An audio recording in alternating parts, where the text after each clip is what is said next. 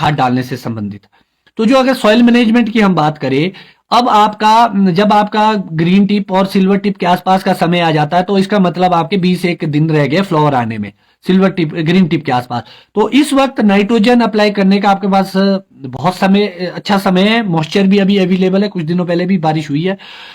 अब बड़ा क्वेश्चन आता है कि इतना महंगा नाइट्रोजन है, हम नाइट्रोजन की पूर्ति कैसे करें, क्योंकि सबसे ज्यादा नाइट्रोजन लीच होता है। तो बागवान साथियों, मैंने यहाँ थोड़ा सा फॉर्मूला निकाला है, और पहले भी कुछ लोग इस्तेमाल करते हैं, और ये प्रैक्टिकली है कि अब आपको जब कैल्शियम नाइट्रेट में इतना प्रेशर पड़ रहा है, तो कहीं ना कहीं हमारे को यूरिया एक ऑल्टर के रूप में देखना पड़ेगा। तो मैं ये रिकमेंड करूंगा कि जब आप यूरिया डालेंगे तो 60% यूरिया और 40% उसमें कैल्शियम नाइट्रेट आप मिक्स कर सकते हैं। लगभग 1.25 कट्टा यूरिया का जब आप लेंगे तो 1 कट्टा 25 किलो का आप उसमें आईडीए से मिक्स कर दीजिए। और एक बार में नहीं डालना है, आपको उसको स्प्लिट डोजेज में डालना है, 2 टाइम, 2 बार। और बहुत अच्छी बात है कि 700 से ऊपर रन कर रहे हैं लाइव सेशन में जुड़ने के, आप सभी लोगों का धन्यवाद।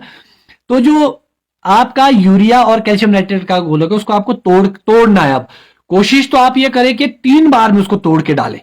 तो उसके लिए आपको क्या करना पड़ेगा, लगभग 1.25 किलो आप अभी डालिए, फिर आधा पौना बाद में डाल दीजिए, लगभग सेटिंग के बाद, और आधा किलो का डोज आप लगभग वॉलनट से पहले पहले डाल सकते हैं। अगर मॉइस्चर है आपके पास तो आप अप्लाई कर सकते हैं। तो 3 डोजेज में डाल सकते हैं। अगर 3 में पॉसिबल नहीं है तो एटलीस्ट 2 बार में आप जरूर डालें। अभी आप आजकल 1 किलो डाल सकते हैं बड़े पौधे में, और उसके बाद आप पेटल फॉल के पास फ्रूट सेटिंग में आप इसको अप्लाई कर सकते हैं। तो आपका ये एक तो शेड्यूल हो गया ये नाइट्रोजन देने का, क्योंकि ये नाइट्रोजन का सही समय। कुछ लोगों की डिमांड वो आती है कि हमने पोटाश नहीं डाला अभी तक। तो अब अगर आप पोटाश डालेंगे, आप कौन सी डाल रहे हैं, एसओपी, एमओपी? अगर आप एसओपी डाल रहे हैं, सल्फेट ऑफ पोटाश, तो अभी भी उपयुक्त समय है उसका। आप उसको बड़े पौधे में 1/2 kg डाल सकते हैं, और पोटाश को भी आप तोड़ के डाल सकते हैं। अगर आपको लगता है कि अभी 100 ग्राम अभी डालूं, तो आप आगे आके जून के आसपास आप एक डोज और डाल सकते हैं, लगभग 200-250 ग्राम का। तो आप उसको स्प्लिट डोजेज में डालिए। जितना भी आप स्प्लिट डोजेज में डालेंगे उतना ही फायदा होगा, और पौधों के लिए अच्छी खुराक मिलेगी, और समय समय पे मिलेगी। और हमेशा तोड़ के डालने के रीजन होते हैं कि आपको स्पून फीडिंग करवानी है, क्योंकि एक साथ में पौधा नहीं ले पाता है उतनी चीजें। तो जब आप तोड़ तोड़ के धीरे धीरे डालेंगे तो आप वो उपलब्ध ज्यादा होगा। फिर एक क्वेश्चन और आता है कि छोटे पौधों में क्या करें। आपको टोटल आपको जो ये बड़े पौधों का शेड्यूल है वो खादे उसमें भी डालनी है।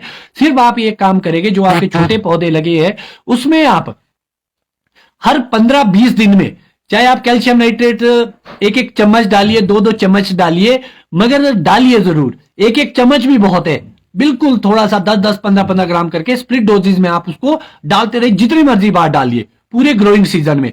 तो चाहे आप पाउटी लगाए रहे, रूस्टॉक लगाया है, या आपने 1 साल का 2 साल का पौधा लगाया, उसमें आप जितना ज्यादा नाइट्रोजन देंगे स्प्लिट डोजेज में, उतनी अच्छी वेजिटेशन आएगी, ग्रोथ आएगी, और आपका पौधा स्वस्थ होगा।